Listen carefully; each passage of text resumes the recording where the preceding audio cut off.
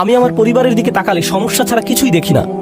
আমি শুধু দেখি এই মানুষগুলোর কারণে আমার জীবন এতটা কঠিন, তারা এটা করেছিল, সেটা করেছিল, অমুক তমুক করেছিল।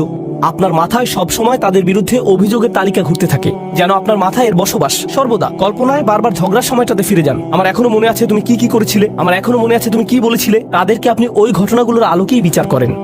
এখন আপনি তাদের দেখেন আপনার সমস্ত কষ্টের মূল হিসেবে। তারা এখন এতটুকুতেই সীমাবদ্ধ হয়ে গেল। এটাই হলো বাতিল। যদিও তারা আপনাকে কষ্ট দিয়েছে, এর পেছনে রয়েছে আল্লাহর নিয়ামত। আপনাকে অবশ্যই সেই নিয়ামত আবিষ্কার করতে হবে। যদি তাদেরকে আপনার জীবনের অভিসম্পাদে সীমিত করে ফেলেন, যদি তাদেরকে জঘন্য মানুষে বা কষ্ট দেয়া মানুষে সীমিত করে ফেলেন, তারা মানুষ, তারা শয়তান নয়।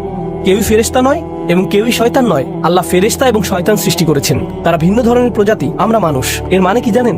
আমরা কখনো ফেরেশতার মতো ভালো কাজ করি, আবার আমরা কখনো শয়তানের মতো মন্দ কাজ করি। আমরা মানুষ, তাই কারো ভালো কিছু দেখে আপনি কখনো বলতে পারেন না এই মানুষটা শুধু ভালো কাজ করে। একইভাবে কারো মন্দ কিছু দেখে আপনি বলতে পারেন না এই মানুষটা শুধু মন্দ কাজ করে। এখন আমরা মানুষকে সীমিত করে ফেলি, বিশেষ করে আমাদের পরিবারে শুধু তাদের ভুল ত্রুটিতে সংকুচিত করে ফেলি, আর শুধু ওই ভুলগুলো দিয়ে তাদের বিচার করি। তখন আমরা একটি মিথ্যা বাতিল ভাবমূর্তি তৈরি করি তাদের সম্পর্কে। এর মাধ্যমে আমরা আসলে আল্লাহর একটা নিয়ামতকে অস্বীকার করছি। আপনি তাদের মাঝে ভালোটা লক্ষ্য করছেন না, কৃত ভুলগুলো কাটিয়ে উঠে ভালো হওয়ার সম্ভাবনাটা আপনি লক্ষ্য করছেন না। মানুষের পরিবর্তন সম্ভব, মানুষের উন্নতি সম্ভব, তাদের বিকাশ সম্ভব, কিন্তু আপনি বাতিলে বিশ্বাস করা শুরু করলেন। আর আল্লাহ এই ধরনের বাতিলের বিশ্বাসটাকে এই আয়াতে তুলে ধরেছেন। সুবহানাল্লাহ, কি অবিশ্বাস্য ছোট্ট একটি আয়াত, কিন্তু এটি পাল্টে দিয়েছে যেভাবে আমি নিজেকে দেখি, এবং এটি পাল্টে দিয়েছে যেভাবে আমি অন্যদেরকে দেখি। আমি এখন আর এই ধরনের কথাবার্তা সহ্য করতে পারি না। ও তোমার অমুক আঙ্কেল, ওনার কখনো পরিবর্তন হবে না। তোমার চাচাতো বোন, সে সবসময় এমনই থাকবে। এই মানুষগুলো আমি জানি, তুমি জানো না। আমার বাবা, ওনার ব্যাপারে আশা করে কোনো লাভ নেই, একেবারে আশাহীন।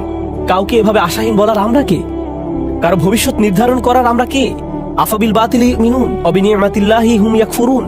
আল্লাহ আযজা জাল্লা আমাদেরকে সত্যিকারের মমতা দান করুন এবং কৃতজ্ঞতা দান করুন যে পরিবার তিনি আমাদের দান করেছেন তার জন্য। আল্লাহ আযজা জাল্লা আপনাকে দান করুন প্রজ্ঞা, শক্তিমত্তা এবং হেদায়েত, যেন পরিবারের ভেতরের চ্যালেঞ্জগুলো কাটিয়ে উঠতে পারেন, যেন ব্যাপারগুলো নিয়ে অর্থপূর্ণ গভীর আলোচনা করতে পারেন উদ্দেশ্যপূর্ণ উপায়ে আপনার পরিবারের সাথে। সবসময় যেন মনে রাখতে পারেন এই সকল চ্যালেঞ্জের পেছনে উদ্দেশ্য আছে।